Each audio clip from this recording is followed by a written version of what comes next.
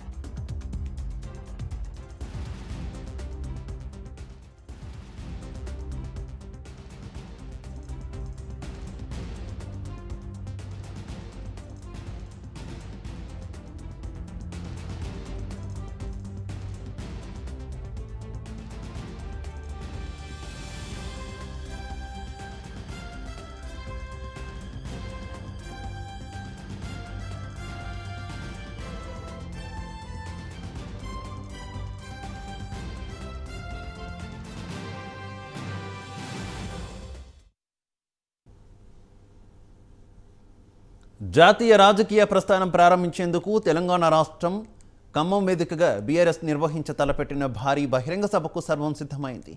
తెలంగాణ ఉద్యమ సమయంలో నిర్వహించిన కరీంనగర్ సింహగర్జన బహిరంగ సభ స్ఫూర్తితో ఖమ్మంలో నిర్వహించనున్న బహిరంగ సభకు అన్ని ఏర్పాట్లు పూర్తయ్యాయి. భారీ హోర్డింగ్లు, నేతల కటౌట్లు, రోడ్లకు ఇరువైపులా తోరణాలతో ఖమ్మం గులాబీమయంగా మారింది. కిలోమీటర్ల మేర వెలసిన భారీ కటౌట్లు, వివిధ పార్టీల నేతల ఫోటోల కలయికతో రాబోయే రోజుల్లో సరికొత్త జాతీయ రాజకీయ పార్టీల కూర్పుపై బీఆర్ఎస్ సంకేతాలిస్తోంది.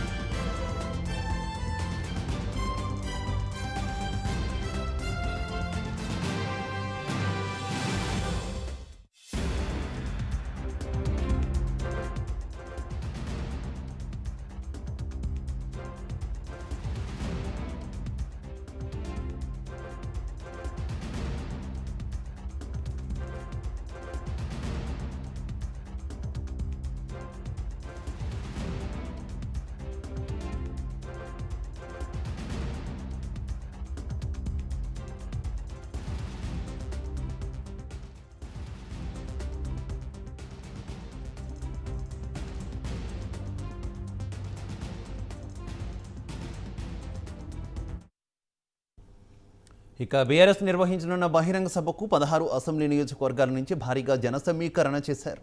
తెలంగాణ, ఆంధ్రప్రదేశ్, ఛత్తీస్గఢ్, ఒడిశా నుంచి దాదాపు 5 లక్షల మందిని బహిరంగ సభకు సమీకరించేలా వారం రోజుల నుంచి సన్నాహక సమావేశాలు నిర్వహిస్తున్నారు.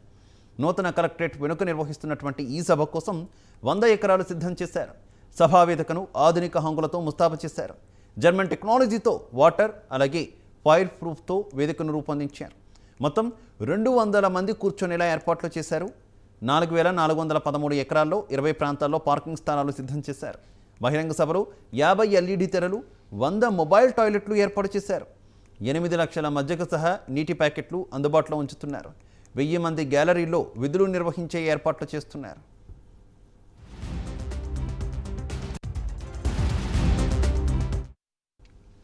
ఖమ్మం బీఆర్ఎస్ సభకు సంబంధించి మరింత సమాచారం మా కరెస్పాండెంట్ రజనీకాంత్ ఫోన్ ద్వారా అందిస్తారు. రజనీకాంత్. ఆవిర్భావ సభ పూర్తిగా ఒక గంట సీఎం కేసీఆర్ తో పాటు వివిధ రాష్ట్రాల ముఖ్యమంత్రులు, 3 రాష్ట్రాల ముఖ్యమంత్రులతో పాటు మాజీ ముఖ్యమంత్రి అఖిలేష్ యాదవ్ తో పాటు జాతీయ నేత డి రాజాతో పాటు రాష్ట్ర నేతలు హెలికాప్టర్